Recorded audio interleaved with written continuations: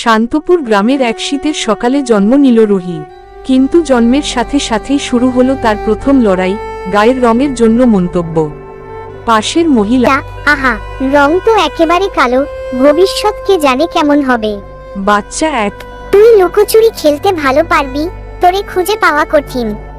হাসির আড়ালে লুকিয়ে থাকত তীক্ষ্ণ কাটার মতো কথা, যা রুহির ছোট্ট মনকে আহত করত। মা বলল, রং দিয়ে মানুষকে মাপা যায় না মা, তোর মন সাদা থাকলেই তুই সবার চেয়ে উজ্জ্বল। ছাত্র, কালো হলেও মাথা খারাপ না দেখছি। রুহি বলল, আমার রং নিয়ে মজা করো ঠিক আছে, কিন্তু মনে রেখো এই কালো মাথায় তোমাদের চেয়ে ভালোভাবে ভাবতে পারে।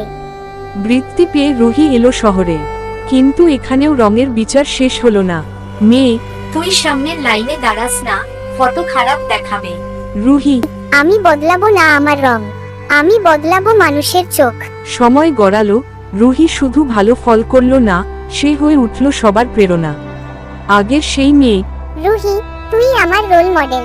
রুহি, আমাদের আকাশ কারো চেয়ে ছোট না, রং যাই হোক আমাদের স্বপ্ন অসীম।